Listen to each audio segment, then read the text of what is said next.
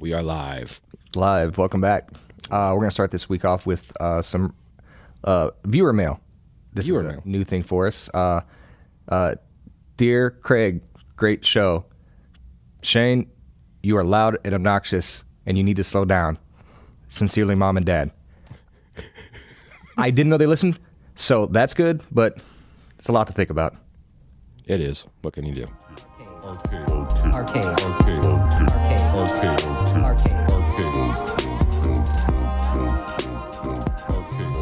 Welcome back, everybody, to the Arcade Comics Podcast. This episode is called Black Hat. It's going to be an episode about villainy in general. Black Hat, not Black Cat. Black Hat. It was confusing at first, I understand. It was a lot of Felicia Hardy talk, and then we ended up where we were supposed to be. However, so Black Hat is... well, we'll do that later. But let's talk about... It is the most mediocre film Michael Mann ever made. I don't know if you ever saw it. It came out in 2013, January. I think Chris Hemsworth stars as a computer hacker. So already... that's right. Really nailing the... for a director known for his veracity, it's like, oh yeah, when I think computer hacker, I think Hemsworth brothers, man. Anyway. So let's start off with this week, actually, as far as what we've read, and talk a little bit about... It was a great week in comics. A great week. So, you want to save Wonder Woman? You want to talk about it first? What do you want to do? I'll talk about it right now. Okay. People who've been listening to the show for years know that my favorite comic single issue of 2023 was Wonder Woman 2 by Tom King with art by Dan Sampier. Mm-hmm. This past week, Wonder Woman 5 came out, and I know it's early days yet, but that is the one to beat. I have been thinking about this issue ever since I read it nonstop. Whereas number 2 was a celebration of Wonder Woman herself and her history, this is a celebration of her sisters and their legacy, particularly Yara Flor, Cassie Sandsmark, and Donna Troy, the 3 Wonder Girls. Yeah. And at the same time, Sergeant Steele is trying to collect his army, because the actual army that they had, the U.S. Army, didn't pan out. They threw it at her, and she literally, in most cases, threw it right back at them. That is true. So now he's going to he's assembling the rogues. So you get a history of the Wonder Woman rogues, which it's not a deep bench. You don't think of Wonder Woman, such a great character, but not a great rogues gallery. But he assembles some, and with one or two, you're like, yeah. But then it's like, oh my goodness, you're going to bring back digging real deep. Yeah. Here, you're going to dig back there, and knowing Tom King, he's going to make them something special. If the guy who just made Force of July amazing in Penguin, he can do whatever he wants with like Silver Swan or whatnot, or Grail, Darkseid's daughter. Yep. So you get that. And then you get a celebration of the Wonder Girls, and boy, are they amazing! Just a moment to shine. And at the end, and with the backup story, you just have this wonderful feeling of what this medium can do. And this is Tom King, probably my favorite writer of last year, firing on all cylinders, and I cannot wait for issue 6. So you read it when it came out, and then you called me and you're like, you have to read this. Tell me what you think. Like, excited. Yeah. Which, I mean, that happens occasionally. It's not like it's a completely crazy occurrence to, have happened. But when you insist on reading a book, I read it. Yeah. And so we did chat afterwards. What'd you think? Dude, I mean, it's not like I'm an expert on all things Wonder Woman, but as far as what I've read, I think we're in agreement that it's definitely already within 5 issues a contender for all-time run. Oh yeah, which is tall, but yes, what they've put into each one of these books has not been, word for word. I'd stack it up against especially any Wonder Woman run, but any other comic on the shelves. I think it's probably the best book coming out of DC right now. But again, it's early days, so I won't get married to that, but boy, is he working on that. Yeah, absolutely. And another thing, so then at your behest also, like, I finally sat down, I read Duke. Of the new Energon universe, yes. And it was fantastic. It's a cool angle that they're taking. Williamson's writing it. Joshua Williamson, for those of you who don't know. It's a simple story. I mean, it's feeding into the universe very well. So it takes place after, for those of you that are reading Transformers, you see that, Duke has an appearance in issue number 2, and it takes place after that, and kind of how he's dealing with it in the aftermath. And it's so growing up, G.I. Joe, Transformers, all that stuff were things. Masters of the Universe, all during my time frame in my childhood. But I definitely leaned Transformers over G.I. Joe because it wasn't really very much so compelling. But this is giving Duke a different dimension where it's more of like Duke is the best of us, like Jason Bourne type of spy stuff, as compared to just the army guy. The problem too is the cartoon was a lot of fun, but it leans a little bit on the corny side. Not that there's anything wrong with that, but we weren't reading. At the time I was not reading the Larry Hama comics, which were terrific, and there's a complexity to them, and he added dimensions. Like, so I didn't get any of that. Just like guys in fatigues or giant robots punching other giant robots. Like there was no competition. This book is pretty straightforward too, which I like. They've all been. Same with the forthcoming Cobra Commander #1, which was that also Wednesday. Williamson? Yeah, Williamson, and it was Wednesday. I was gonna draw into that one too because I read that one this week as well. And they pair well, and the overarching universe that they're building with those and Transformers and Void Rivals, a shape is starting to form finally, and it is ambitious in its scope, and it's so much fun. And I think you benefit definitely by reading all 4 titles so far. Absolutely. Yeah. I mean, there are no cash grabs here. They're all like they're legit books. But if they mapped out this big story. If I rank them, I'm probably. I mean, so now I've read at least one of each book. Meaning, Cobra Commander is only one issue, but like Void Rivals was a great start and it was a cool introduction. But then Transformers came in, it killed it. Yep. Transformers is still my favorite of the books that is going on, but. The cool thing about it is I really have to question, like, as it sits right now, like, I read Cobra Commander. I really like Cobra Commander. I'm surprised that I might put Duke as my #2 so far as well. You really like the book? I like Duke a lot more than I really... it might just be because of, like, exceeding expectations. It did exceed very much so. I had a lot more fun with it than I thought. Exactly. But I think all these guys... all the creators that are working on this, from Kirkman to Daniel Warren Johnson to Williamson, and the artists are all clearly having a great time. Yes, it feels like they're having fun. It feels like those the Looney Tunes of the 40s, where it's like you can tell the animators were having a great time, and it comes through on the screen, just like this is coming through on the page. No, these are not assignments. Right. These are things that these guys have been living for, and it's a great time to be a Transformers fan for sure. Absolutely. So and is the Hama G.I. Joe still going?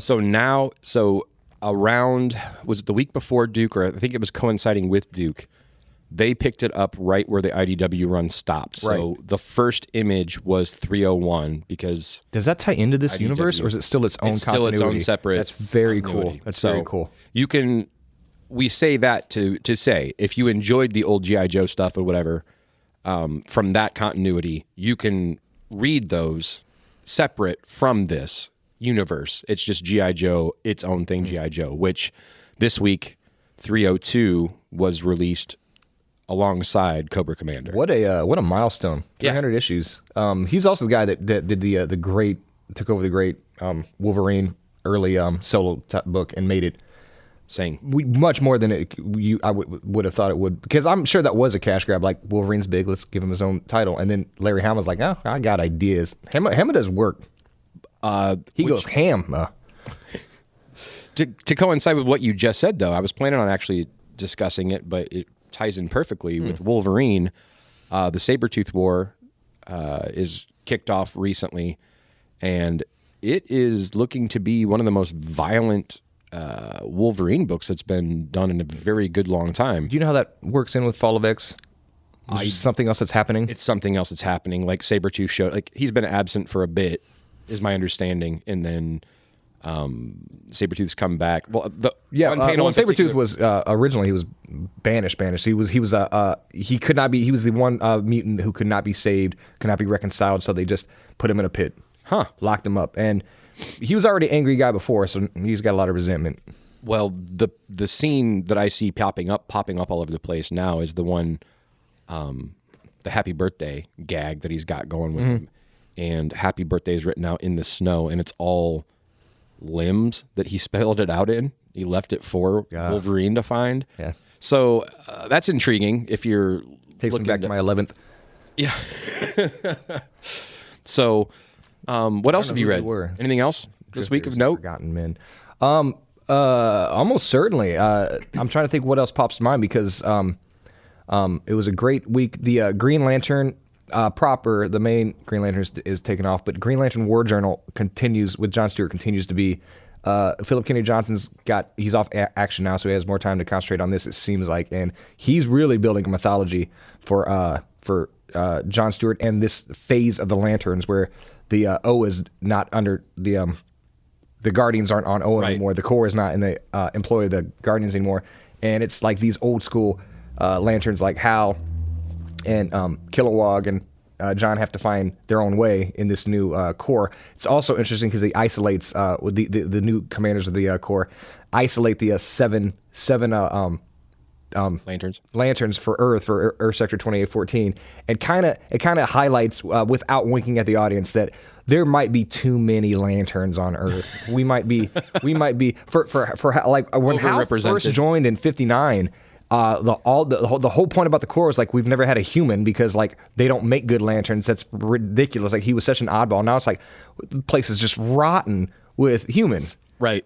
But this not to get off too much of a discursive here, but all 7 of those lanterns, from Hal to Guy to John to Kyle to Sojourner, Simon and Jessica, every single one is a great, well-rounded character, and I love seeing all of them all the time. So seeing them all together, for the first time in a while was really a treat. So yeah, Green Lantern War Journal, and it's only on like issue 5 or 6, so plenty of time to catch up. Yep, and we'll actually be bringing up, at least I will, the Lanterns again later on when we get to the villainy portion of the program. What have you been reading? So it's been catch up, like Duke, Cobra Commander. I did Wonder Woman, obviously.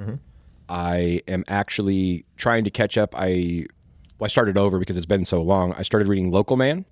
What'd you think? I've not read that yet. It is fantastic. So it's a lot of fun. It's a balance between like the love for the 90s heroes. So like the look and the feel of it, drawn wise, is like go back to like Art Liefeld's by, like Fleeks. Yes. Right. And Tim Seeley. Written by Tim. Has some pedigree behind that book. Yep. So it just starts off, and it's actually really funny, and it's a compelling start because it starts off at a guy at a bus stop, and somebody pulls up like an Uber, and they're like, they see who the person is that they're picking up, and they're just like, "Fuck you, buddy," and they just drive off, and then you see this guy walking the rest of the way. It takes me back to my 11th birthday. Right. Again. So crazy day. And then he ends up showing up sometime, later. He shows up at his parents' house, and they're none too pleased with him either. So within the first issue, it's like, okay, he was a hero on this big superhero team, and nobody likes him now, and it's like him knocking around in his hometown because he's got nowhere else to go, and nobody will give him the time of day. Is there a 90s feel to it? There's a very 90s. You know what it strikes me as is very. Have you ever seen Mystery Men? Yes. Or read the book? Like it seems like it would fit very cleanly into that. Yeah. And that's where we of course got oh my gosh, Carrot. Captain Carrot? Flaming Carrot? Flaming Carrot. My gosh. Okay. I couldn't. You're good. Couldn't come there. Yeah. And if it's that kind of if it's that in that realm, I'd be happy to read that. It's fun. I was going to suggest it. I haven't had a chance to talk to you about it yet. Local Man, working through that, and then we've got that. Because what piqued my interest on that is after we had done our list, I went back through and I started looking at other people's 2023 lists. Because after that, there are no spoilers for me. And Local Man showed up quite a bit. And it just got lost in the shuffle for me. I will catch up.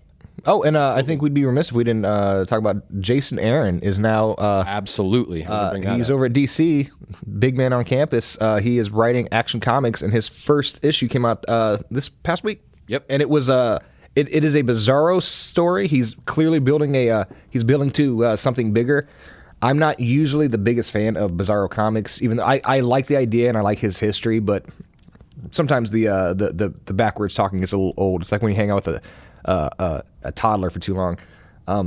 But I think what he's going to do, because his early Thor stuff was kind of like, this is cool, but what's going to happen? And then he ends up, he has this whole epic story. If he has a whole epic weird, far out there, bonkers Superman story, I am all in on that. Because I saw him just chat. He had some promo somewhere that I saw, and it was basically a 30-second TV spot or like a minute or whatever. But it piqued my interest because he was talking about how, yes, it's a Bizarro story, but he added the element of if he's the anti-Superman or the opposite Superman, he basically made him like a magic wielder. Yeah. And of course, Superman can't treat with magic. Right. So I thought that was a cool, unique idea instead of constantly bombarding with kryptonite. Right.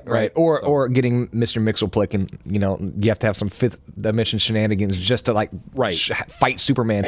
I also am very, very excited at the idea that like maybe Superman has to talk to John Constantine or Zatanna. Right. Or these magic users that you don't see him with very often would be very cool. And then we have to touch on the other Jason Aaron news. Well, there's that, and there's some Marvel. Go for it. Well, what about this Ultimate Spider-Man #1 book? I keep hearing about it, probably because it's so fantastic. And is it not hard to keep stocked in the stores? It's been impossible. If anybody's paying attention on eBay, A covers are 50. And this is not to rub it in. I want to point out like this is such a great book, and I am so happy for the success that it has, and bringing back such love for Spider-Man, even on the net, Yes, and like I think we had said it last time because we had done the spoiler part and all of that, but like the internet is a place where people are more than happy to ruin your day, and I've seen none of that. And I've seen people coming in, like reviews from people in the store now that are coming in and talking about it. They're like, how is it that my favorite Spider-Man book in years doesn't have Spider-Man in it? Just got just Peter Parker in a blazer. Yeah, and it does the work. It's a fantastic book. We're bringing this up now because it's not too late. Second prints are coming out. It'll be the first week of February. We ordered plenty, but In time for issue 2. FOC for issue 2 is this upcoming Sunday/Monday. So if you are at all interested, you have to put those pulls in because it's going to be, I have a feeling that every single one of these issues is going to keep on rolling and growing. The other thing is Beneath the Trees, which is another mention that we had before. Yeah. They just announced that #1's getting a third printing, which is due this week.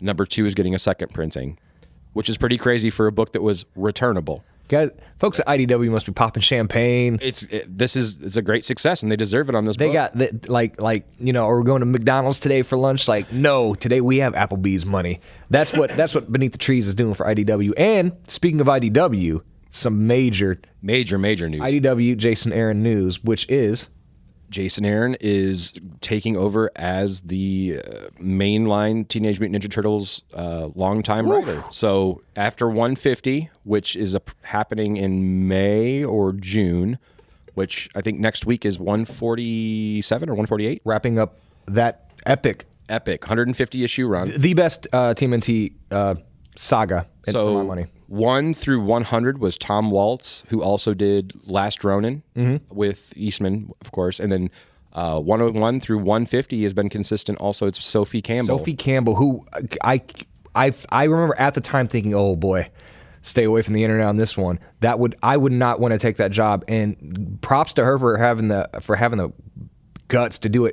But then she went a completely different way and stuck with it, and it was amazing. Yep. So she's going to wrap this up. Like if somebody's pitching a perfect game and they bring you in the 7th, like whoa, right? And she is killing it. And I do like that it's going to get like a succinct, not succinct by any means, a definite ending, and that'll be like 150 issue saga of the Turtles. But also, it is not a reboot of the Turtles. Everything that's happened in the 150 issues has happened. This is like a renumbering opportunity with the creative team. We're going to have fun with continuity, yeah. Yes, fun with the continuity. Jason Aaron's doing it. They're doing some teases now as far as art, so we don't know who the artist is. It may be multiple people. We don't know that yet, but we're saying this now as far as... I'll bet A-listers are clamoring for that job. Yeah, absolutely. Think about starting to put that on your poll now. There's going to be a one-shot in June, which kind of leads into that #1 that starts in July. So July is when that's happening. It may not even be on League of Comic Geeks yet, but it's something to think about in the upcoming months as far as adding that. It's a wonderful time to jump on, and if you want to catch up, if you need to catch up, I cannot recommend more the IDW collections that IDW puts out. Hardcovers. The hardcovers. Every spine, they're all different colors because each cover is a different turtle character, and the spine is a sword, a katana handle, reflecting the color of. So like the Raphael spine is a katana with a red, Donnie blue. Donnie purple, etc. And when they're all lined up, I've got to tell you, you all know how I like matching consecutive spines. It makes the world go around. They are a beauty, but they're also a joy to read. As they're Marvel, because every spinoff is going to be put right in exactly, not even in publishing order. It's going to be put in the order of where it should be in the story. IDW does it. Yeah, they do a great job of mapping these things. So anybody interested in either catching up or jumping on, yeah. I mean, it's a wonderful time, and IDW is really good about that. They don't put those things out of print. They don't make it a game. Like, no, I remember when he left the book and Sophie Campbell came on. It was a big deal. Like, why didn't they renumber this? Because she went in such a drastic different direction. And I thought, like, from a publishing standpoint, they should have. But I'm glad that ultimately they didn't, because it was one whole big saga. And to get to 150 again at this point, even though TMNT is such a known quantity, it's still very impressive, especially for a smaller publisher like IDW. Well, at this point, it takes balls from a publisher, because everybody, the big two, are constantly renumbering, except for the ones that are like, you can't take Batman out at this point; it doesn't make sense, and things like that. Or they cheat and they renumber it, but then there's like the legacy number, the legacy number. Like, come on, man, what are you doing? So, sticking with it this long, respect for that as well, because it's renumbering has become a gimmick-ish type thing as far as like. You and I both know that jumping on a 126 is just as easy as jumping on a 1 if all that's happening is you're continuing. Like, She-Hulk just did it, and I understand why they did it. But Sensational She-Hulk 1 is just She-Hulk 13, right? Or whatever number they're going to do. Yeah, the real enemy is, the real villain is capitalism. Well, Q, I roll, but... The way that we think, as far as like, we've been trained, or like a number one, like, oh, this is a good jumping on point, even though it's just as good a jumping on point as anywhere else. I'd like to think that most speculators are out of that, are not being fooled anymore by those new number ones, because they don't hold value.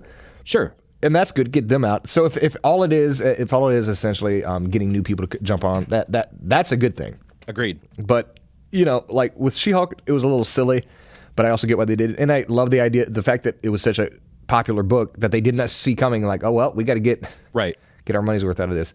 So yeah, it's been a great few weeks for comics. We said 2024 was going to be good, and so far it has been a banger week after banger week. I think I still have to read a few more this week, but I'm caught up on Daredevil and She-Hulk. She-Hulk still is an absolute delight. Yep. And the new Fantastic Four, folks. If you're not reading the Fantastic Four, you can jump. That's one you can jump on. Absolutely, yeah. Each issue, and each issue is a full meal, and you're going to walk away satisfied and thinking, "Wow!" Like you said 2 weeks ago, the Marvel's First Family is being well served right now. That's awesome. Because this is the one you said that Val and Franklin have to do a science project at the new high school, and instead of trying to write an essay, they're like, "Why don't we just show them all this thing and like see what they can do?" And boy, shenanigans ensue. But when they're the Franklin and Valeria, they are of cosmic world-ending proportions, but they don't want to tell their parents, because no matter what, you still don't want to get in trouble, and it's a delight. That's awesome. Yeah. One last thing before we get into it, I want to discuss a book that's coming out next week, and that is Ghost Machine, the one shot that's coming out. Yeah. By big news. The Ghost Machine's the imprint. Under Image, much like Skybound and things like that, but it's Jeff Johns and friends. A lot of heavy hitters. A lot of heavy hitters. There's a one shot coming out next week, and this is something new we haven't done with before, but we're gonna post this on Monday. You'll see it Monday, and it'll be on our Facebook page at the Arcade Comics. It posts every time we actually do this. And the Gram. The first 5 people on the Facebook page that give the comment, Ghost Machine, we will be giving away this first issue too. So, when you see that page pop up announcing that the podcast has been uploaded, type in Ghost Machine. The first 5 people that do that in the comments will be getting one of those for free. We'll put it in your pull box, whatever else. But it's also, that's the gimmick that I'm working with. It's an anthology book introducing, it's a big book, it's a big comic, and it's introducing the line of characters that Ghost Machine is launching. So Geiger, whom we're already familiar with, they've already teased Redcoat, which I'm even more intrigued now, having Who's read writing the Red Coat? Red Coat is, I think it's another John's book. Because that would be very cool. Red Coat is Johns and Brian Hitch on art. So the difference. So Geiger is Johns and Gary Frank still. Red Coat is Johns and Brian Hitch on art. So they're both going to be And then beautiful. Rook is another one that's a new book that's spinning out. That is John's writing and Jason Fabach on art. Then we have the Rockefellers, which is Tomasi and Francis Manipul on art. Wow. Yep. That's some pedigree. And then Hornsby and Halo is another one. The same team there, Tomasi. And then Hyde Street is a new book, which is Jeff Johns and Ivan Rice. So a couple things about that, though. If you guys like the the Rebirth Green Lantern era of not just Johns and Lantern, but DC Comics, when Johns was writing everything. Yeah. Ivan Rice was doing art. Gary Frank, Brian Hitch, like these are all. Tomasi was doing the Green Lantern Corps comics at the time, and it was a great time to be a DC fan. It was right before, and then right after the 2011 New 52 relaunch. And that's the vibe that I've gotten from Geiger and Junkyard Joe. It's still Johns, and I also like that Johns isn't writing as many books for DC now, but he still apparently wants to keep up that insane workload that he's had for 20 years. Yeah. And he's still doing the Stargirl book. And he's still doing the one ended, but he is Stargirl and the doing Lost Children Justice ended. Society. He's still doing Justice Society, and it's fantastic. I wish he was doing more, but that's great. So far, though, the vibe of Ghost Machine has been, it just feels so good. It feels like great classic comics. The promotion's been great. They're actually this book is turnaround massive. time is quick too. And I told you before, Fabach and Johns were both in town like 2 weeks ago, because this book right here, this Ghost Machine book, they were in town doing a signing at the distributor, Lunar. Like kind of an unannounced thing, which was neat. Right down the street from us. Yeah. So that day when I found out that was going on, every time the bell rang on the door, I was like, is it Jeff Johns? Is it Jeff Johns? Could be. And alas, Jeff Johns does not show up. I'm going to do a side note about Lunar. Every week, Craig and I go to Lunar and pick up the new books for the week. It's one of the biggest comic series in the country. Yeah. So it is this giant cavernous warehouse. And if you guys know one of the best things about comic shops is that new comic book smell. Mm-hmm. Imagine an entire warehouse that smells like a new comic. That's what this place is. Yep. That's what this place is. So it's always fun. It's a lot of fun, for sure. Anyway. Yeah. So Ghost Machine. That's the appetizer. Absolutely. We haven't even gotten to the meat. So let's do that. Let's talk about villainy. Let's talk about villainy.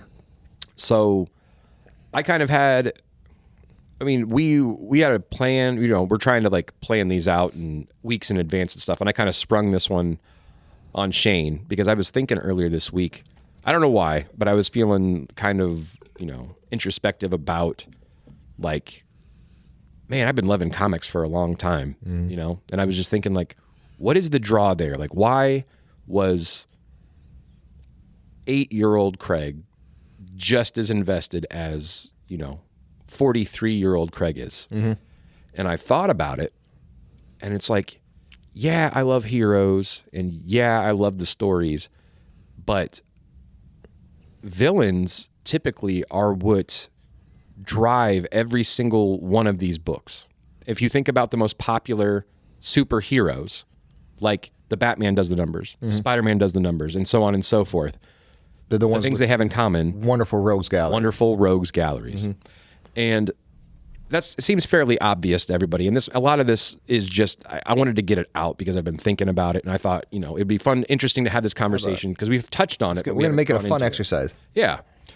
So, go ahead.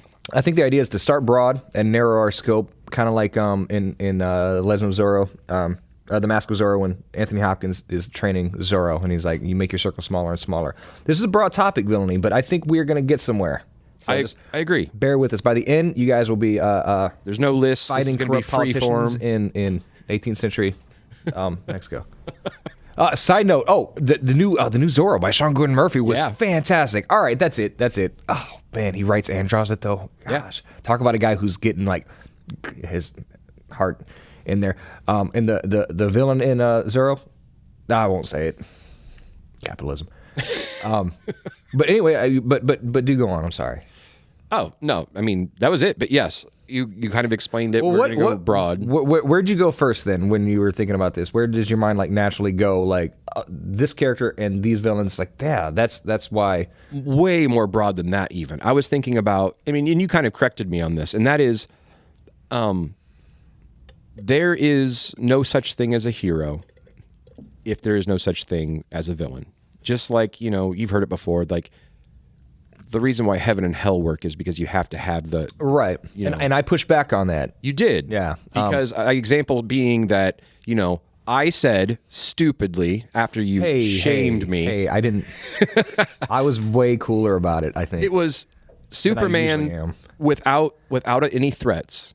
Clark, you said without like Lex Luthor, right? And without Clark would be hanging out at the planet. Just being Clark, living a normal life. Right. And that wouldn't necessarily make him... He could be doing heroic things in that job, but he's not the hero that Superman and my is. contention was if there was no Lex Luthor or Metallo or Parasites or Doomsday, he would still be suiting up and he'd be saving cats out of a tree. He would be, walking with ladies across the street. He would be volunteering at soup kitchens. He would be stopping volcanoes from erupting. He would be stopping hurricanes from ravaging villages. Like he would still be doing it. So it's not so much gray areas. Like this is just the spectrum of human emotions and human capabilities. Like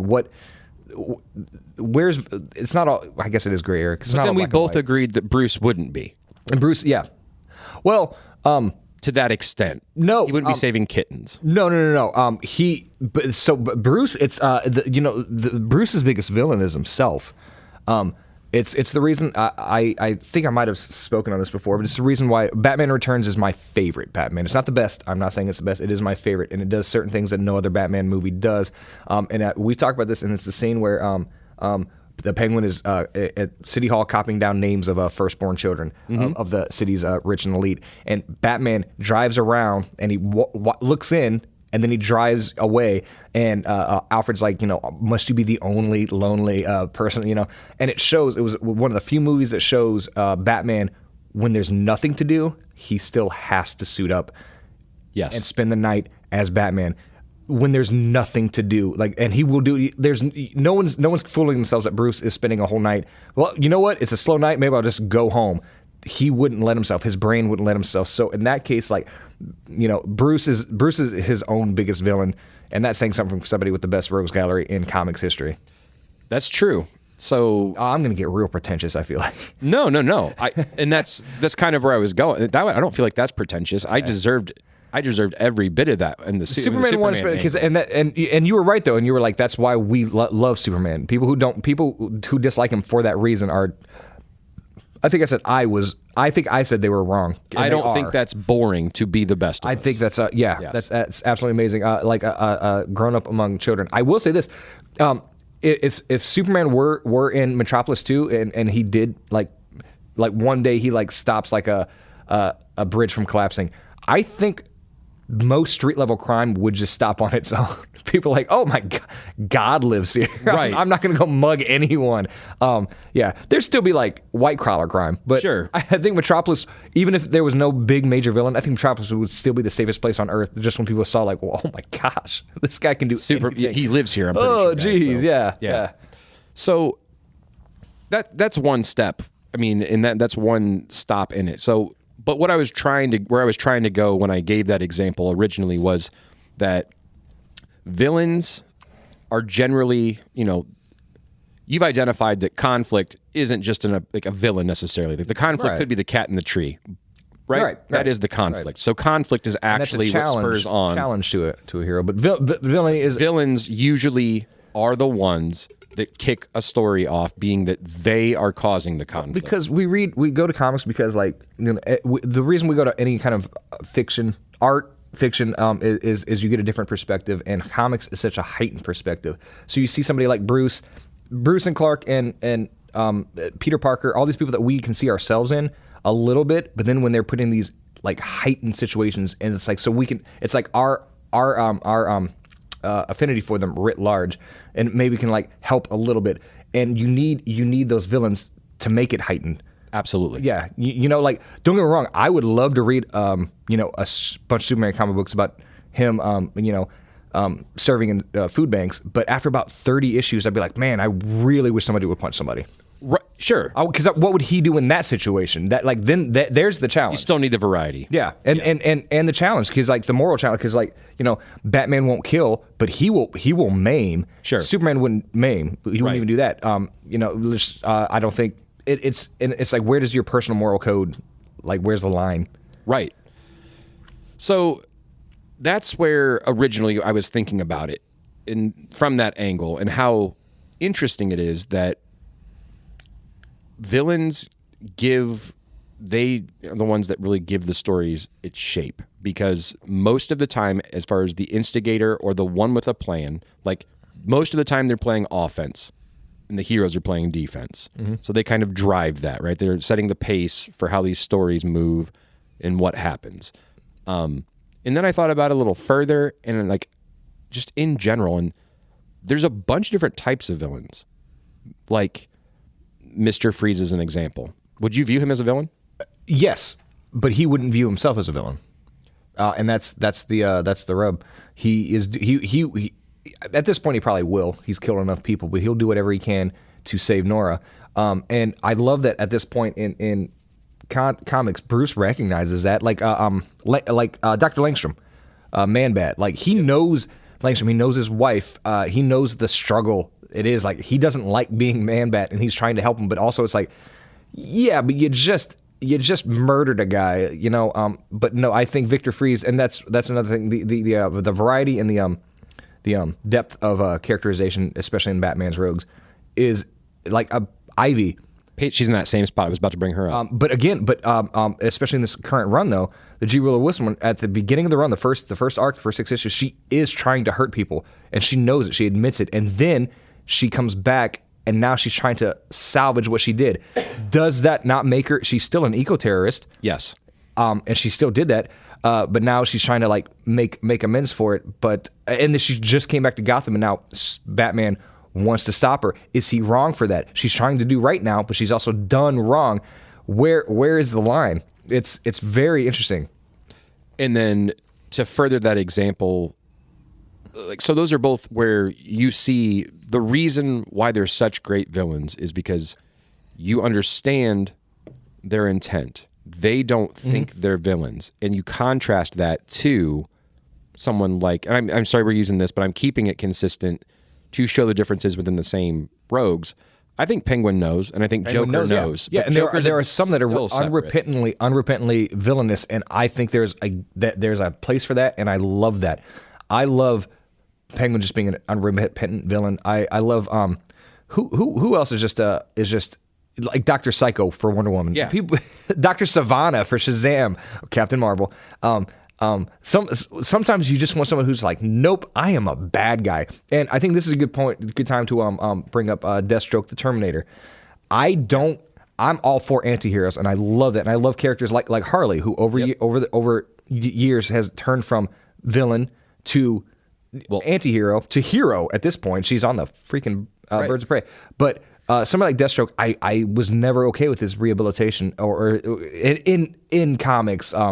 Not like if he wanted to be a better person. Deathstroke doesn't want to be a better person. Deathstroke, he's not that. He is an assassin. He's the world's most deadliest, besides Batman, hand-to-hand combatant.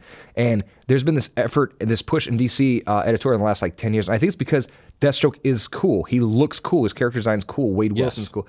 Slade Wilson's cool. And it's like, let's make him like an anti-hero. And he is not. And I don't like that. Like, he was in the 80s. He was the Teen Titans big bad. He was trying to hurt children, and he didn't care. Like, it was he had a code, but it was for, he took a job and he did the job. And now it's kind of like, I don't know, the pathos that they're trying to graft onto Slade, I've never really bought into. But we're going to get a little controversial, but there's the whole thing where he was sleeping with Tara.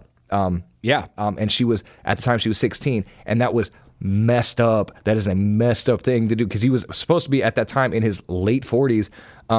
It was very like, it was an evil thing to do, and people were like trying to retcon it now, and I don't like that. It's like, no, that shows not only did he murder, which no one ever had a problem with, right, shooting hundreds of people. It's like, but he did this too. He is a horrible person. And sometimes it can just be black and white. Like, let's take. Sometimes it's more fun that way. Deathstroke. Let's like, this guy's just bad news all around. I've talked about it. One of my, I guess, I don't think it's controversial, but like a viewpoint that I guess maybe not a lot of people share is all of the symbiote action and everything that's spun off of Venom's success. I feel ripped off that Venom ate brains. That's how he started. And then McFarlane creation, there was not a lot of thought beyond that. Like, he looked amazing, and he was cool, and he was cool. But this thing now, this whole like subgenre of Venom books. They gave the bloodthirsty thing to Carnage at first, right? It was like, no, well, he's that was the beginning of the tapering off. Cletus Cassidy. Talk about an unrepentant villain, which is good. Right. I had fun with Carnage. And it's fun sometimes to just have that, where it's like, I'm going to hurt to hurt. And that's the purpose of it, which is still, But the popularity grew. Yeah. And then Marvel saw that, so they're like, well, let's put him in everything. So again, the villain is capitalism. But speaking of Marvel, and we'll get off the rogues soon. You can't talk about this without talking about like these famous rogues galleries. But Peter Parker's rogues, besides a lot of he has more like rogues like 40 and 50 or over than most characters do. Yes. Like Mark Sandman and Adrian Toomes. Oh, Marco, yeah. Adrian Toomes and Dr. Octopus. But I've always contended like his villains hate him. Batman's villains mostly just want to not draw his attention. Right. Superman's they just don't want Batman to like hear about what they're doing right now.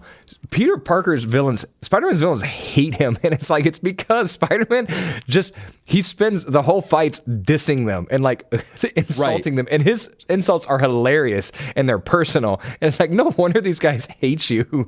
Like, all you do is make taunting fun of them the entire time as you're beating the hell out of them. And I was like, that's so cool. Like, no one like, so when like the Vulture, my favorite Spider-Man villain, by the way, whenever he gets like beaten by Spider-Man, it's like, it's not just that he got beaten out, he has to like stew in jail. Also he has to like think like them. Personal things that like Peter said, like, son of a my wings don't look stupid. Like, oh man. Yep. I love that. So go ahead. I'm sorry. No, I have nothing else because like a lot of his villains, you have villains like, they're so colorful and they're so great, and there's people like Tombstone where you don't have to do much. There's not a lot. He just wants to do this, or Electro. You just kind of have to come in and do the Electro thing. But then you have Otto Octavius, who over the years has gone from black and white character to, depth and feeling. You're like, I kind of get where this guy's coming from a lot of the time. I think the 2004 Sam Raimi film that was perfect helped that a lot. But also like we were talking about the Dan Slott run where he takes over Spider-Man's body, and he does like, if I had this power, these are the things that I would do, and he proceeds to do those, and it didn't ruin Spider-Man. It was actually the Superior Spider-Man run by Dan Slott was actually pretty cool.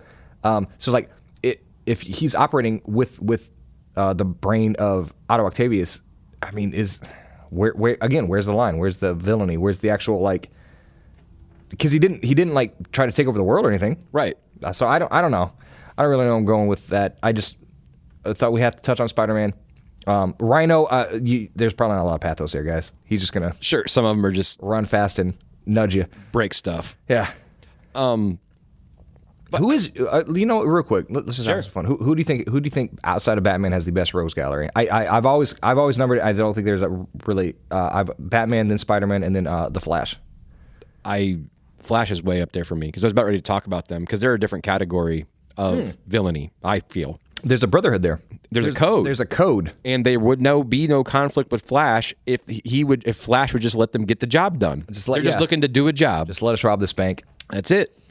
And that's not, which was going to lead into me. I guess it's more, but like the idea behind the Gotham War with Catwoman and how it's right, and that was, so it's like it's like petty theft and things like that. Like they're trying to do a job. Ultimately, guys, the crime rate in Gotham is out of control. Batman's been doing this for, let's say, 20 years, and it's not really, it's making a dent, but it's not doing much. But it's also proven that him being there draws it there. That's the whole reason why Bane showed up. That is proof that Bane had no business being there Right. except for the challenge of Batman. So then Selena in this war, Yeah. in the Gotham War, Selena has the idea to she's going to take all of everybody's henchmen. And she's like, you come to my, we'll call it an academy. It's just a warehouse. And she's like, and I will train you to be white collar criminals, not white, to rob from the rich, essentially, like rob their safes, rob their Petty theft, be there's all kinds of burglars. rules. Yeah. And so it's like that'll get you off the streets, so you're not doing muggings. You're doing one job every month instead of mugging people every day, and it'll be a bigger payoff, and it'll lower the violent crime rate, and you're robbing from the rich.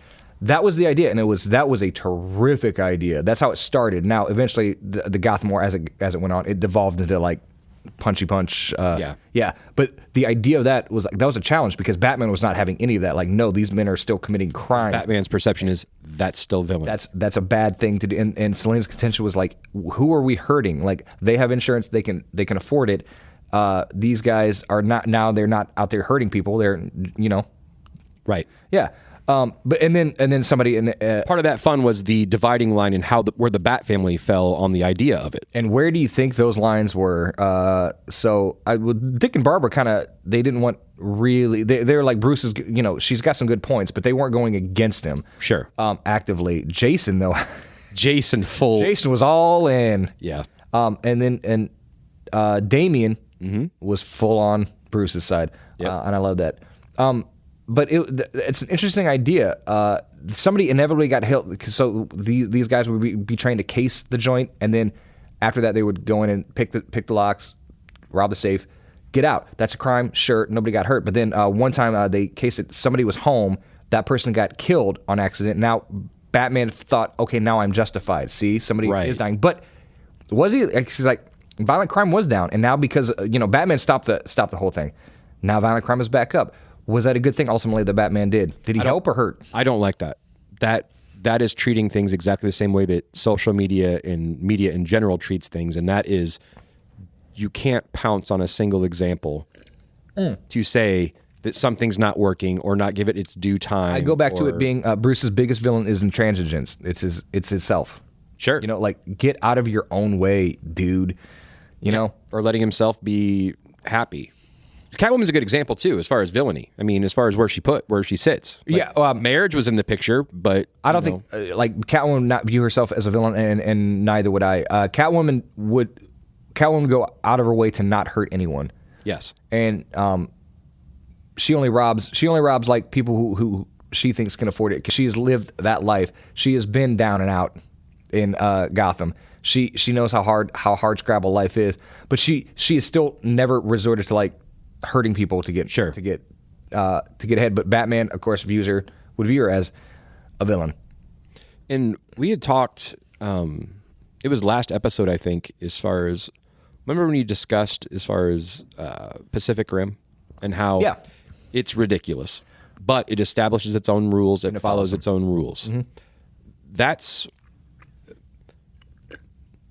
We were talking about the codes of villains and things like that, and that's also what makes them interesting and consistent, and it helps drive stories, right? Because most of these do have a code. Like I said, we just brought up Flash's rogues, like Captain Cold, right, and such. They don't kill. They're looking for the job. Yep. You don't betray one of the rogues. You don't betray like Mirror Master, right? Prankster. We're part of the crew. You don't betray us. You don't kill. You get the job done. Like, yeah. And I feel like that's been established, and I feel some comfort in that, knowing that like it automatically makes a Flash book a little bit more fun for me because I know establishing that like they're not, it does, and the idea that they're not trying to hurt anybody. I mean, it automatically makes it more lighthearted because I know. I also love so Batman's villains have very, very well transferred into our postmodern, very cynical society. Whereas Flash's rogues have too, but they've not lost any of that Silver Age goofiness. Like Mirror Master and Prankster and Weather Wizard are still there, and they're in their outfits. The Pied Piper, Captain Boomerang. Yep. There's something about that just like imbues the book with a quality that it otherwise wouldn't have. And he's always had that. Like it's like they're always doing like the same dance, and it's different with Batman and his rogues because like when Batman and them go around in circles, people die. When Flash and them go around in circles, it's like, man, are we doing this? Jail. Yeah, are we doing this again? So with there's a different division between, and this is where, the structure and stuff's nice, and I'm just kind of going back and forth, but I'm going to start it with, who is an example, I'm going to ask you, who's an example of like a villain that other people seem to like, but you just don't get it? That other people seem to like, but I don't get it? Like they're a popular villain, like a villain figure where they're like held in high regard, but for you personally, you're just kind of like, I don't see it. Like I don't have that, it doesn't have that allure to me. So, Doomsday is really dumb. He's been made. Don't get me wrong. He's been retconned, so it makes a little bit more sense. Like a little bit more with the Kryptonian science and history. But when he first came out, it was such a creatively bankrupt idea. Like, who can kill Superman? Him? No. I don't know, a punch monster. And they created a punch monster. Yeah. And he just came to Earth and he's like, punch. And then the way that him and Superman, they eventually battled, it was not like of cosmic proportions. It was not the way that you would think that he would die. And I love it. I love the death and return of Superman. I do.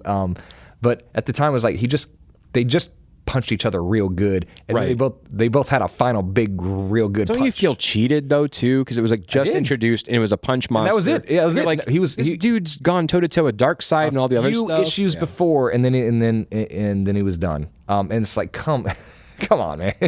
It was, don't get me wrong, like it was very 90s. Yes, it was very 90s. And the name's just way too tongue in cheek. And like. I'm sorry, on the nose, not even tongue in cheek. He was just on the nose. It was very one note, and he just punched his way to Superman, and then he punched Superman out. And don't get me wrong, I mean the sales were reflected, and Doomsday's become a little bit more interesting since then, but not a great deal to me, certainly. I like not especially not in the way that Bane has. Bane again was essentially a punch monster. He was just that guy, but the Venom idea was very cool, blah blah blah. But then he breaks Batman's back and wants to ruin everything. And in the intervening years, like he's been made into one of the most interesting of all the rogues. And I went back and read recently, and it was actually a lot more sophisticated than I remember. Yeah. As far Chuck as Dixon was doing work in the 90s. Yes, like Bane didn't just show up and fight him. Mm-hmm. He put things in motion and he got him good and tired, and then he shows up at the mansion, and that's where things are like strategist. Yeah. So it was cool where he wasn't just mindless, and the introduction of somebody new that was, because I keep talking about Batman, but I love him so much. Like you have him, it's cool because there's a villain that opposes all of the things that Batman is. Like there's the martial arts aspect, but he's the world's greatest detective, which is why you can slot in Riddler. Right. Well, Riddler being my favorite villain of all time. And well, let's talk about that then. You just revealed Riddler's your favorite of all time. Why is that? The reason I think Riddler, even now, I think Riddler's been underserved in the comics. Don't get me wrong, there have been great Riddler runs. Year Zero by Snyder, and then of course the Batman One Bad Day. Yeah. That Tom King did in the new Paul Dano series that was a prequel to the film was great. But there's been a bunch of great Riddler runs, but I think Riddler is the one that can be the most different, the most things. Looking at these, like if Batman is essentially Hamlet, and he is like, you can look at that so many different ways. The Joker, like there's literally 3 Jokers, because there's so many different ways to look at the Joker. Riddler is the same. Like Penguin, I like that's why I like Penguin and Batman Returns. Like what an interesting, like a circus freak / sewer creature. Like cool, and that fits with him. Right. Some villains you can't do that. Like Captain Boomerang's one thing. Right. He's an Aussie that throws a boomerang. Riddler, I think, can be the most things. I think that he can essentially, he's Moriarty from the Sherlock Holmes books. Yep. Where he can maybe almost outthink Batman in like if Batman's 12 steps ahead, Riddler can be 14. Mm-hmm. I think that he can be like the Gorshin / Jim Carrey run version. I think the Jim Carrey version was fantastic. Harley Quinn follows that one, and it's a pure delight. I love that, and that works really well too. Like just the Silver Age, riddle me this kind of thing. But I also and this is an interesting, this is a weird thought. These are just examples. These are not all of them. But if you've ever seen Die Hard 3 with Jeremy Irons, as Simon. He plays the brother of Alan Rickman's character in the first one. It's kind of silly, but it's a great Batman and Robin movie. You guys have never seen Die Hard with a Vengeance is and Bruce Willis and Sam Jackson are essentially Batman and Robin. And he says Simon says he has all these bombs set up across the city, and Batman and Bruce Willis and Sam Jackson have to keep going from space to space and solving these puzzles Right. There's the container puzzle and all that as far as the liquid and everything. And while he's doing that, Simon is robbing the treasury in the New York bank, and like that's right there. That's a Riddler story. That is a Riddler story. That could be Riddler. Riddler could be so many different things. He's one of the smartest men alive, but he can't get over like people's view of him. He wants people to know how smart he is, whereas Batman does not care, and that's a dangerous thing. Like knowing you're gifted, but like that being a hang up. Batman doesn't have that. Riddler does. Also, a little fun fact for everybody. But this is canon. There is a I guess we'll call it a dark web site that Batman goes to compare notes with Riddler and Detective Chimp. Mm-hmm. Detective Chimp and Batman know each other. That's who they're talking to. Riddler does not know that those are the two people that he's talking to. It is, and I love that because Detective Chimp is brilliant, and Riddler is brilliant. He is brilliant, but that chip on his shoulder is always what's going to hold him back. Yeah. So again, it's with the whole sometimes you're your own worst enemy. But and you say that he doesn't care. Bruce doesn't care, but I think there's definitely at least a part of Batman that when those challenges present themselves that he gives them, he does enjoy that detective work. Like absolutely. That's when he's most alive. Right. That's that and when he occasionally lets himself enjoy his sons. Those are, and when he lets himself enjoy his time with Selena, those are the times where he's most alive. I think outside of being Batman. I agree. But I was saying that to segue into. I also think Bruce. I think he has severe psychosis. I think he's certainly on the spectrum. He's an obsessive compulsive. These are my things. I think of the way he behaves, and it makes sense. He can't. He accounts for like whatever batarangs he throws. He accounts for those, and they make him angry. Like I have to get more now. I have to like. He knows everything. He overthinks everything, and it gets to him. It wears on him. He is his own worst enemy. Like he has an inventory. He probably has a number, knowing that he has to have that mental inventory. Yeah. And like, and probably not. He's not a sociopath, but he has sociopathic tendencies. Like he does not feel certain things or show certain things that most humans do. And I pity Bruce more than I pity most characters. Yeah. Because it's kind of can't get out of his own head. Yeah. He has everything in the world. He has a villain's backstory. His parents got murdered in front of him. That's a villain's backstory. But he became a hero. But also he never got over it. And Dick did. Dick has the exact same backstory. Dick Grayson has the exact same backstory. He lost his parents. They were murdered right in front of him, and he got over it and he adjusted. And Batman never did. And that's why I feel bad for Bruce. And so Bruce lost his. But parents. How much of that is Bruce's influence, which is why Dick is so appreciative. Well, and that's the thing is you have to. and Bruce provided Dick with that life and with a dad. Bruce lost his dad. He got Alfred. He got a new dad. He never had kids. Now he has 4. Right. He has a family. And he did give that to Dick. And Dick would not have the life that he has. He would not know hang out with the Justice League, hang out with the Titans if he didn't know Bruce. He would not be his full potential without Bruce. So again, which where's the line? Brings me to Joker, and Joker recognizing that is his family.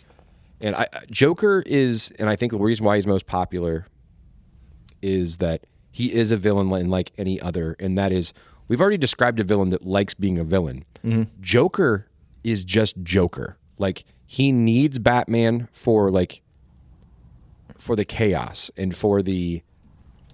there's the Batman Lego movie, right? I truly think that I think Joker loves him, and I think Batman loves him back for the challenges for each other. Like, they do need each other. Like, I understand what they're. I mean, I don't know if I call it love. I agree. I don't think. I think Batman depends on him more than he would ever admit. Which is what I loved about the Lego Batman movie, but that was also Death in the Family. Remember Galifianakis did the voice? Yes. Yeah. Hilarious. It's a great movie. You Anyway, yeah, Death in the Family, yeah, where he kidnaps each member. each member. Yeah. Each member. And that was all, like, Snyder kind of set that up. And it was like, He was going to take apart Batman psychologically and Right. emotionally. Like, these are here, each one. go ahead. Them or me is what it was, essentially. It was a good...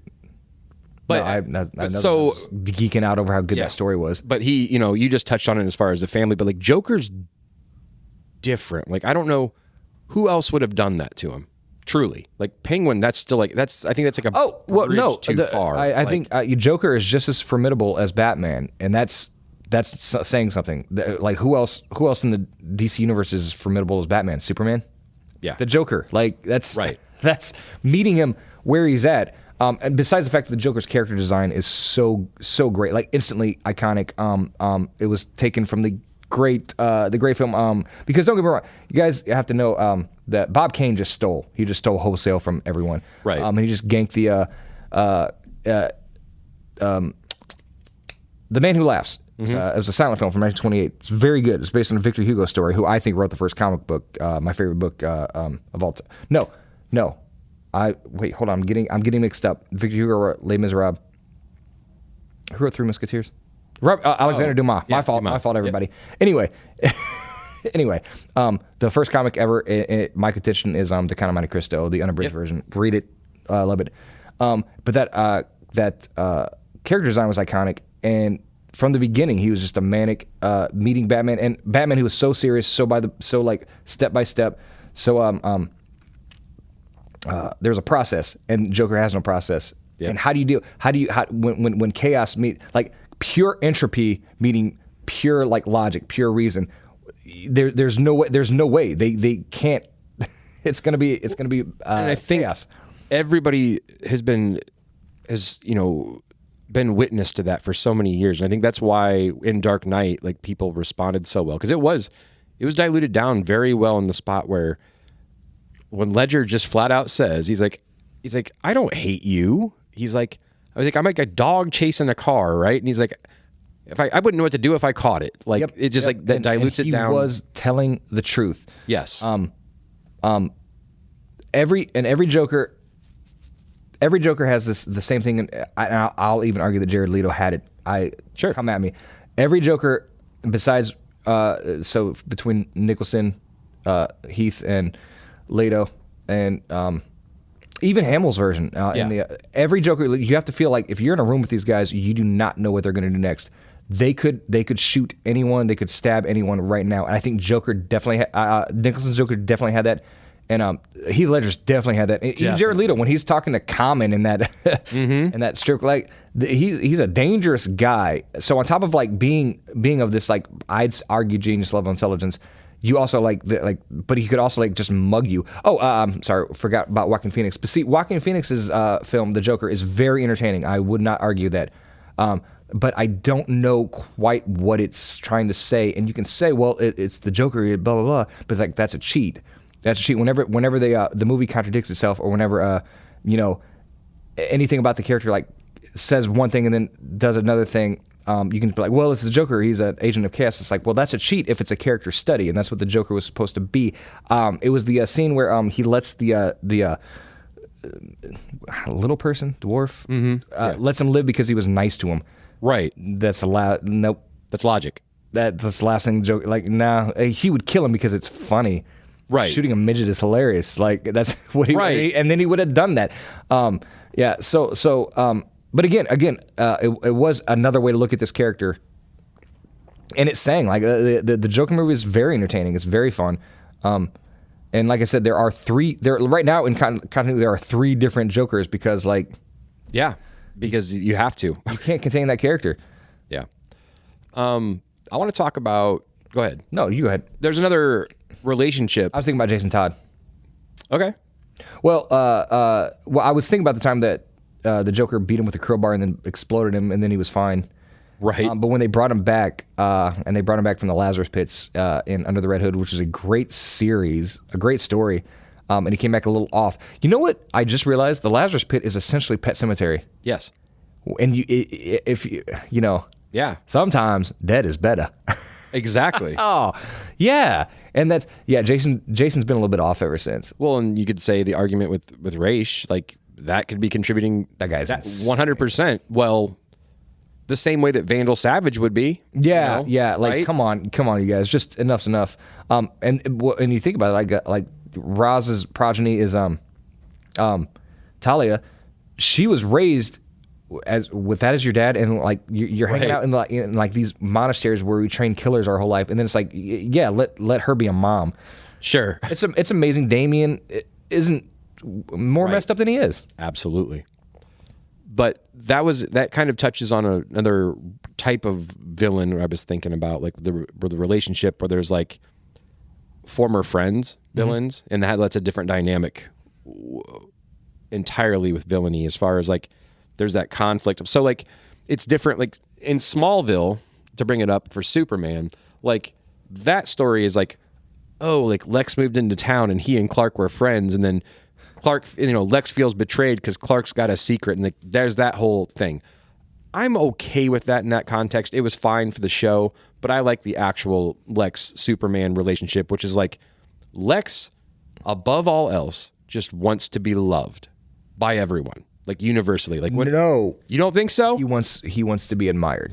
That's what I'm sorry. He does not care if he's loved. He wants everyone to know. Lex Luthor wants I did this. Hey everyone guys, to I know solved world hunger. that he's as great. Exactly. Yes. He wants everyone to know as great as he knows he is. Right. That's it. And when he sees Superman, everyone immediately knew this is the greatest person alive. And then Lex was like, no, I am. And then he found out that he's an alien on top of everything.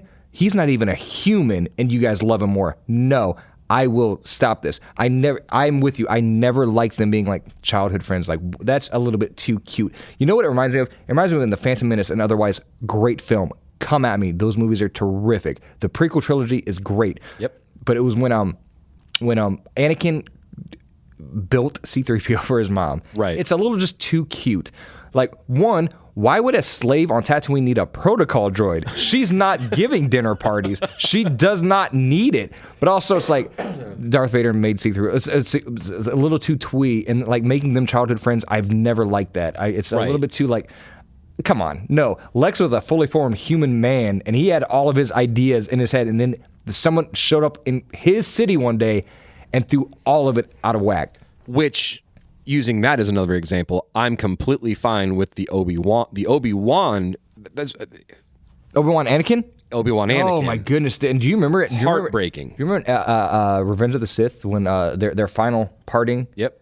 And it was so heartfelt, and they were at that point they were brothers. Yes. And then the next thing you saw, like Anakin had betrayed everything that like they thought they'd built their relationship on, and thought they built like their belief system on. Yeah. And also knowing that your friend is wrong, knowing that your friend You are going down a path I cannot follow. Like, yeah. He's like, Anakin Palpatine is evil. I love that when he loses all sort of, they quit all euphemisms. Like, everyone sees it. Why can't you? And it was so good. And that heartbreaking, like, and the Williams score is soaring. Yep. And it's like, now it's like, I have to just kill you. It's like, that's the best thing I can do for you is to kill you. Stop this at its source. Yeah, I know that. I've lost some friends recently because they turned evil. Nefarious villainy. Sure. And sometimes it is just black and white, and that's the worst of all. and it hurts. It does hurt. Sometimes it hurts so much. In real life, I'm not going to say heroes and villains. There's actions taken and then lines drawn, and you can't follow down a path. Which, to bring that back in, I would be remiss if I didn't bring up the relationship of Hal and Sinestro.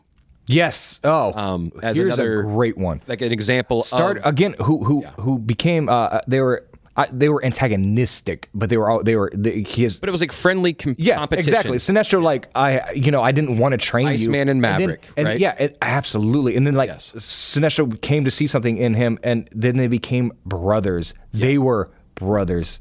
Yep. And then what happened? Everything was worked out okay, right? That's how that ended. It worked out great, happily ever after. No, so his name's Sinestro, right? For sure. So, and he's got the mustache. I mean, the mustache. There's no other path. It looks like Rex Harrison with pink skin. So, how do you feel about in that one, so Sinestro in particular, right? As far as, and I'll bring it back. John's, we talked about this the other night, and I have to talk about it again. As far as like heartbreaking, and you talk about, so what was it, Rebirth or 52? I don't remember exactly. It is Rebirth, I think. Yeah. So it's at the end, because that's what kicks off getting rid of all of the Guardians. So it is Hal Jordan like pleading with Sinestro, saying, Sinestro's on his whole thing is like, the Guardians did all of this, like all of these conflicts are because of them, I'm just going to end it. I'm going to kill them all, whatever else. And then Hal's like, I'm not going to let you do that. And it's like this classic, like cheesy villain hero moment that completely flips in just a moment's notice. And it's because of the execution. And that's Johns at its very core. And that's why I love Jeff Johns, is he has a moment like this. So what ends up happening is, and I don't want to, it's not a spoiler at this point. Everybody should have read it or understand at this point. 15 years ago. Read it, guys. Hal's like, no, you idiot. Like, I don't care about them. I care about you. I don't want you to kill them because you're better than that. And, you deserve better than that, and whatever. We can do this together. And then it immediately flips. And he's like, I've already, so it's already a done deal. And then he calls him Hal, which he's never done. He always called him Jordan. He calls him Hal, and he's like, says something about being friends, and he says, we've always been friends, and then he flies off, and that's it. And it's just like one of those weird things where villainy works in this way. And there's a reason why I'm bringing this up is I didn't care that he killed those people. That's how powerful those moments, like villainy is so weird, because I didn't care about the Guardians. I'm like, that was shitty. You and I both agree that that's shitty, but that wasn't the heartbreak there at all. Right. The heartbreak was that relationship and how it evolved and what in that moment just happened to it. It's gone. It's done. And Sinestro is somebody who's very much in that camp of like, he doesn't see himself as a villain. Most people are the heroes of their own story, and Sinestro is very much that. Like, I have brought peace to my world. Like, just because the Guardians, just because you fools haven't caught up with what I'm doing, doesn't mean that like that's your problem, not mine. But it was heartbreaking to see that that like brotherhood torn asunder. And again, like it's easy not to care about like all the people that he killed either. It's like Stalin said, one murder is a tragedy, a million is a statistic. And I'll tell you what, in that Sinestro Corps where he was racking up statistics, he absolutely was. But now he is a villain. But again, like his whole, like, he was from the spectrum. He was working with the yellow end of the spectrum. That's fear. So like power based on fear is not like that's villainy, guys. And whether you can see it or not, that's not how you move the dial forward. That's not how you move boundaries forward. Like, Batman could take a lesson from this. Like, your power is fear. People fear you. Like, but Batman's villains fear him. So do like regular people. Right. And is that good? Monkey Prince. That's an example. Oh man, beginning of Monkey. Remember, they're in Gotham, and then the thing goes down because with his parents, and then he's like scared of Batman. Yeah. That's what the whole thing. I mean, so I think most people would be. I think if Batman like saved you from a mugging, you'd be just as terrified. Like, this guy's, he's formidable. Anyway, I want to switch gears before, while we still have time, because I was there. For some reason, when you brought this all up, I don't know if you've ever read Hawkworld, the 1989 stuff by Tim Truman, and then eventually John Ostrander took over, and it was supposed to be, it was like a mini series, but then it went for like 30 some issues, and it was a great. I love Hawkman, and this is a great. It was one of those great post-crisis reimaginings.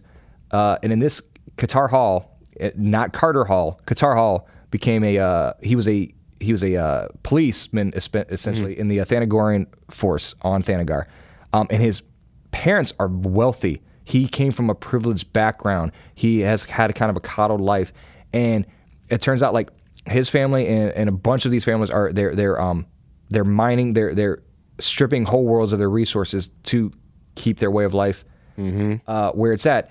And eventually, Qatar Hall realizes this and rebels against them. And it's like, there's no bad guy. They're bad guy. The bad guy here is capitalism.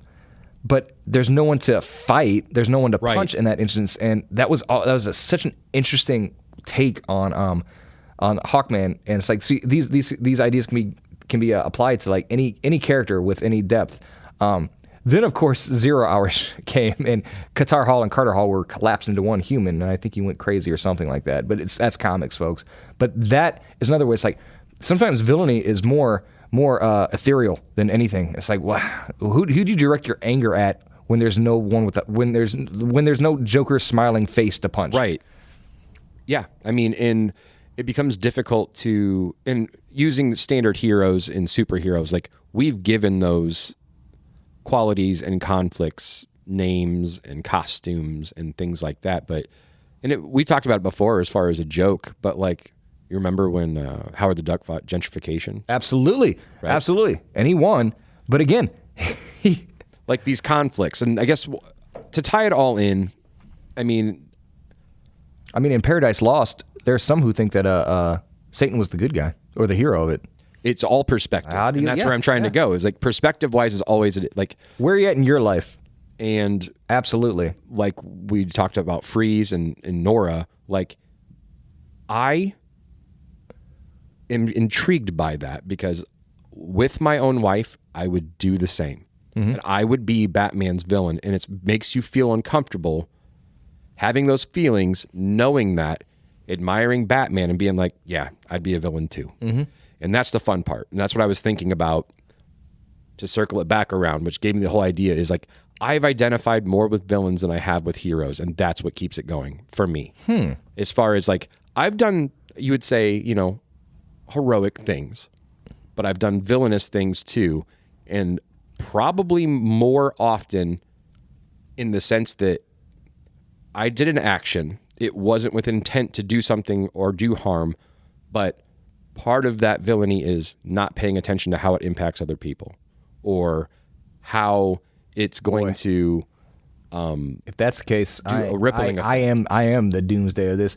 I think I identify with heroes for the exact same reason. I think I've done more villainous things than good, and so I admire heroes more. It's something to shoot for.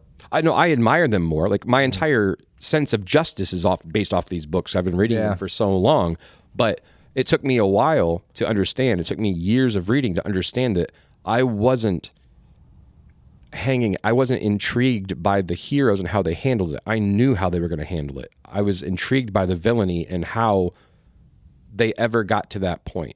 It's more of like the human. It's always been more interesting to me from the human element, like understanding like Batman being, you know, you're right. He's got a villain's, you know, origin story. He went this path. There's another path, and both of those are good intentions, and they end up in opposite spots. And that's always been like an intriguing thing. Nature versus nurture. Like I think Cobblepot was born bad, but that can be fun too. Absolutely. And then there's some that are just, you know, life will chew you up, man. It's a thresher. And then Selena makes the best out of it. You know, I'm sure she wasn't born like I want to rob people. She did what she had to do. Victor Freeze had a great life. He had everything. And then, you know, his wife gets sick and all of a sudden he has to put her in a jar. Sometimes you got to put your wife in a jar. And that's life, man. That's the moral of the story. But, you know, does keep and you know, then it's keeping her alive. It's another one that it keeps going, and that's the fun part. I wanted to immediately go after this originally. We can Chandra Levy it there. Sinestro and Hal, that's one of those friendship ones, but I also want to talk about Charles and Magneto, about how that's always an interesting, like, what is your view on Magneto? I've talked about it. My view on Charles is he's not that great of a guy. Sure, I agree as well. Boy, child endangerment, this, I don't know, you're not always steering these kids the way they're supposed to go. I think Magneto knows that he is the bad guy, but he views humans as a inferior species. That's his whole other level of villainy, but also especially for someone who was lost his parents in the concentration camps, like from Germans viewing Jews as a lower species. Like, boy, you did not learn from that what you should have.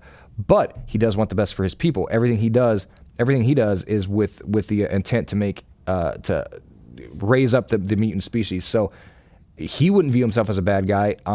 I don't know. I think that idea, all of those ideas like together, is what makes him so fascinating. Is what makes like a guy who can control metal last for 50 years. I mean, because there was a time in the 80s where he was downright cuddly. He took over the mansion. He took over the Xavier Institute and ran it. He was the dean, and he did a good job. He didn't keep them all alive. But that's a perspective thing. R.I.P. Cypher. But yeah. So I don't think there's any clear-cut answer for Magneto, and that's why. And that's if you why talk he's so great. If you talk to Magneto about it, he's just looking for civil rights for mutants. If you talk to him and you ask him about it, right? Brother Malcolm. He's looking for it, right? Along those lines, I walk around completely oblivious at all times. Imagine the monster that people like insects think that we are. That's perspective too.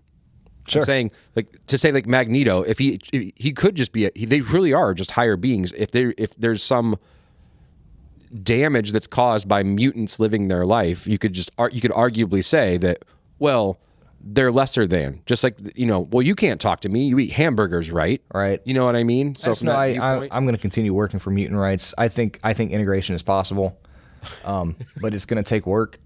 But they're no different from us, except some of them have blue fur.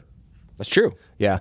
But the X-Men and the mutant question is a whole other room in the house, because like the idea of like, because they're other, are they bad? That's how humans view them, and then because of that natural reaction, they view humans as bad. That's just a very human quality. It's a human foil, Putting things into a box. Yeah, we're not that great either. Yeah. You can see, again, I can see, the X-Men have always been great, because you can see exactly where Magneto's coming from. You can see exactly where Charles is coming from. And then you got some X-Men that just want to hang out. They just want to live their lives. They don't care about these politics. They're just trying to get by. Right. There's a lot of X-Men are just who present as regular humans. They never exhibit their mutant power, so they're passing. And you know what passing is, and that's like, that's come on, like, be proud of who you are. Or is it like, no, like they're doing what they have to do just to get through life? It's complicated, man. Life's complicated, and in comics, again, it's that heightened perspective. And if we can learn a little bit about it, if we can get something out of that art, then that's what it's all about. Is my view. I agree. Yeah. And I think I want to end things roundabouts here, but I do want to end it with somewhat of a list. Okay. You'd mentioned, Riddler is your number one. Is that all time, or is that Batman, or is that just period? That's period. Okay. He's my favorite. So that kind of was a spoiler on it, because I was going to ask you top three. Top three. And why? Oh, man. Off the top of my head is going to be a little bit tough. I'm going to miss something. I am going to say there's a Kryptonian soldier that Superman fights occasionally. He hasn't had it for years, but how like Jor-El, the Kryptonian names, his name is Cruel, and I've always thought that was really awesome. But that aside, and I'm not going to count Selena. I will say, this is going to sound silly. Number one, Riddler. Number two, Mr. Mind, the caterpillar, the ultra intelligent caterpillar that Captain Marvel has to fight. And then number three, just without thinking, Mr. Sinister. I adore Mr. Sinister, the X-Men villain. Who uses genetics and all these things to, like, if he doesn't like something about himself, like, oh, the next clone will be better. If he doesn't like something about somebody else, he'll kill them and make a clone without that trait. And every time you see him, he is on. He is fabulous. He is done with the nice. You think that all that elaborate cape dress, thing, yeah, that's on purpose. He wants to be seen. He thinks he is beautiful. He is Bowie, man. He is fabulous. There is no other villain like him. He doesn't want to destroy the world. He wants to fix his corner of it. Like, he wants to make it perfect. I love Mr. Sinister. So yeah, I'm comfortable with that. Riddler, Mr. Mind, and Mr. Sinister. That's awesome. I don't know why those other two are so proper, like Mr. Sinister Esquire. It's very formal. Yeah. I don't know. Mr. Mind probably has a first name. I don't know it. He's a caterpillar. Come on, yo. Do you have a top three?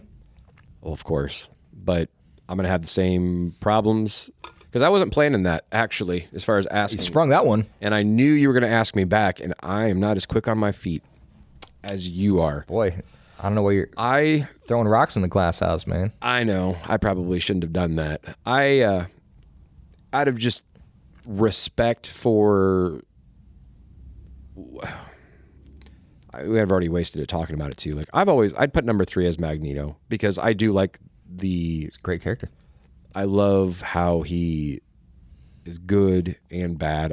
It's relatable that, as soon as you put him in the concentration camp, you're like, and giving him such a omega level power of being able to manipulate all the ability to completely flex and electromagnetic energy. Like he could adjust the poles of the earth. He just hasn't yet. Right. I think that's probably because he keeps all of his stuff there. So in that sense, the reason why I love it so much is in that way, he has shown restraint the same way that Superman does. Right. And that's how I kind of relate it in that way.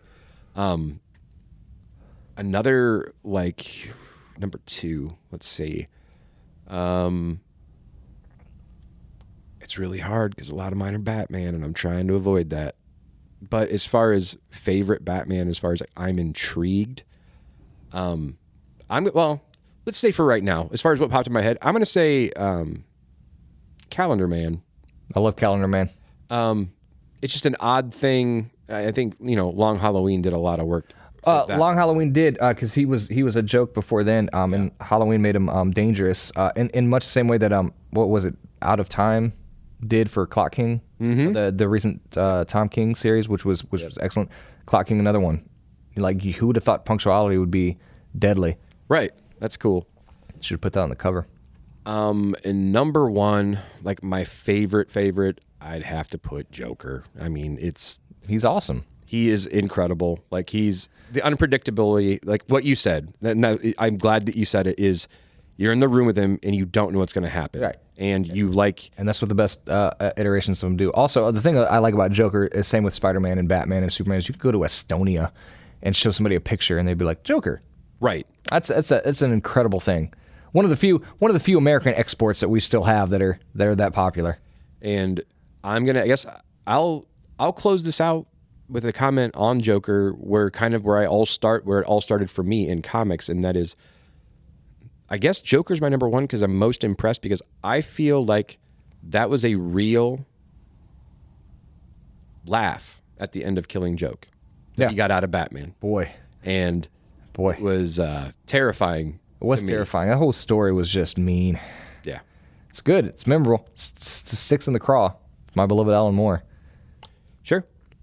So I think that it was very meandering. It wasn't as succinct as fun. Sometimes it's fun to just hang. Sometimes it's fun to just, this is what we do in the shop. We just go. For sure. But a reminder, next week is Ghost Machine number 1. First 5 in the comments to type Ghost Machine.